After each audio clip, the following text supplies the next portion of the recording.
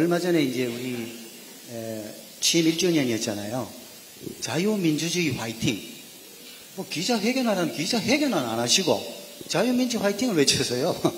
그리고 또 5.18 기념식에서도 자유민주주의를 위협하는 모든 세력과 싸워야 된다 이랬는데 우리 장관님께서 벚꽃오전 산책 중에서 책 한 권을 책을 읽어라 권한다면 자유론을 말씀하셨어요. 이 미래의 자유론과 이 대통령이 이야기하는 자유론이 이게 도대체 뭐 어떻게 다른지 같은지 좀.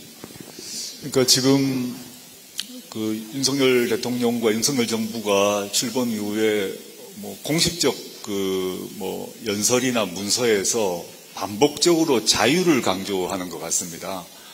그래서 이게 이제 저는 어떤 느낌을 드나 하면 과거 1960년대, 70년대 때 그 당시 그 정부, 권위주의 정부가 했던 그 논리가 있는데 또 단어가 많이 유행했던 단어가 뭐냐면 자유진영, 공산진영 이렇게 썼습니다. 정치적 민주화 이후에는 이 용어가 사라졌습니다. 자유진영 대 공산진영의 싸움 이런 말을 계속 반복해서 했는데 그 느낌이 저는 확 들어왔습니다. 즉 이런 느낌입니다.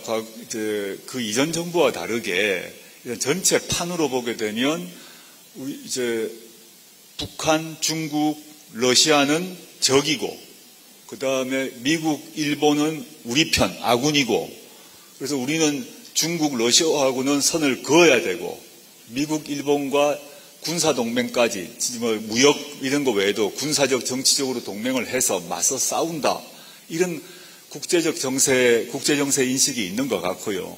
그 다음에 대한민국 안으로 보게 되면 자유를 해치는 세력이란 거를 자유를 외치면 뭔가 자유를 해치는 세력이 있다는 거 아니겠습니까? 그럼 그 대상자가 누굴까 보면 최근에 보면 뭐 노동자들에 대해서도 뭐 혼을 내줘야 된다. 또 촛불 집회하는 경우 심지어 어젠가 그 여당의 고위 간부는 물대포 언급도 했습니다. 과거에 지금 물대포가 사라졌지 않습니까?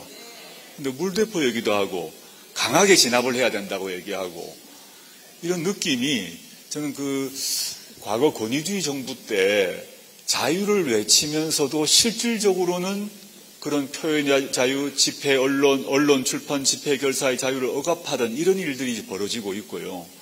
이게 좀 아이러니다. 자유를 가장 강조하는데 실질에 있어서는 헌법이 보장한 각종 기본권이, 헌법이 보장한 각종 자유권이 억압되거나 제약되는 현상이 보이고 하나만 더 말씀드리자면 최근에 윤 대통령께서 중소기업인들 만나서 중소기업인들에게 설문조사를 했더니 정부 지지율이 77%다. 그래서 이게 진짜 여론조사다라고 이제 말씀을 하셨습니다. 찾아보시면 나올 겁니다.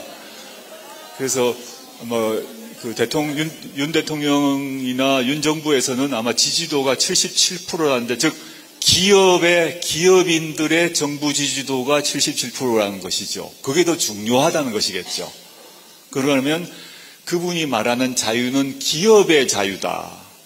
기업의 자유란 말은 기업과 관련된 중소기업이나 노동자, 근로자가 아니라 기업 경영자 또 재벌의 자유란 것을 간접적으로 알 수 있는 것 같습니다. 이게 과거 레이건 대처 때 미국, 영국에서도 전 세계적으로 집행을 했다가 이게 폐기 처분된 신자유주의 경제정책에서의 그 자유를 또 추구하고 있는 게 아닌가 이런 우려가 듭니다.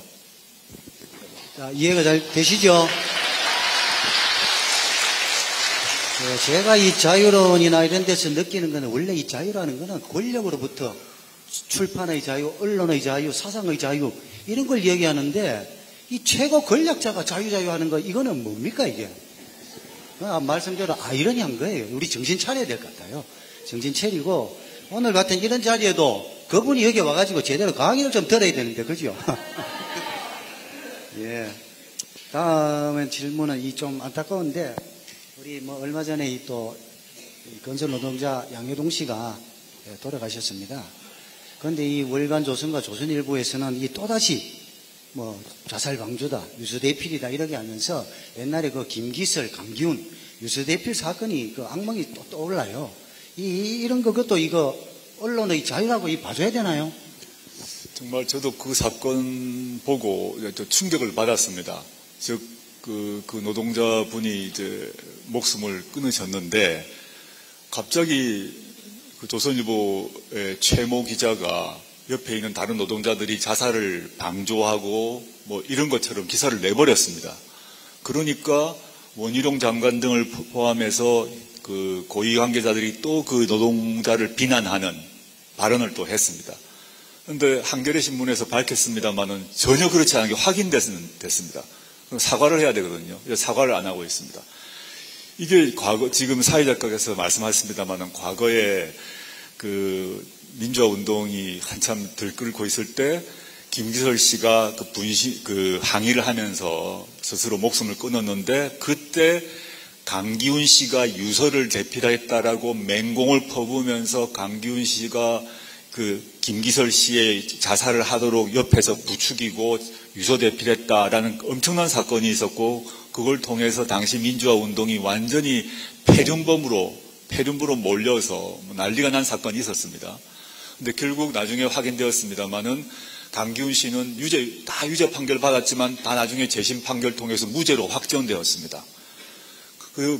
뭐 10몇 년 이상, 10년, 20년 이후에 무죄가 됐지만 그 고통을 겪고 난 뒤에 강기훈 씨는 암이 걸려서 심각한 암 말기 상태에 계시거든요. 근데 그때 기소를 했던 검사, 그 유죄 판결을 했던 판사, 아무도 사과를 하지 않았습니다. 근데 지금 그런 유사한 일을 또 하려고 하는 거죠. 다행히 이번에는 딱 초기에 이게 유서 대필한 게 아니다라는 게 나오고, 경찰 CCTV에서도 그게 아니라는 게 초반에 확인되어 가지고 이게 정리가 돼 버렸습니다. 근데 지금 그 국정 그 지지도가 낮고 또 정부에 대한 불만이 높고 하니까 갑자기 조선일보에서 사람 죽인 거를 부추긴 것처럼 몰고 나가는 걸 보고 저는 개탄스럽다 저는 생각이 들었습니다. 참 한심하죠. 네, 그때도 이 국가기관에서 이 유서대필 그 감정했을 때 거짓을 말하고 그랬습니다. 물론 그때만큼은 돌아가진 않겠지만 긴장을 우리가 늦출 수는 없습니다. 정신 바짝 차리고 조선일보류나 이런 그 악의적인 이 행동에는 단호한 대처가 필요할 것 같습니다.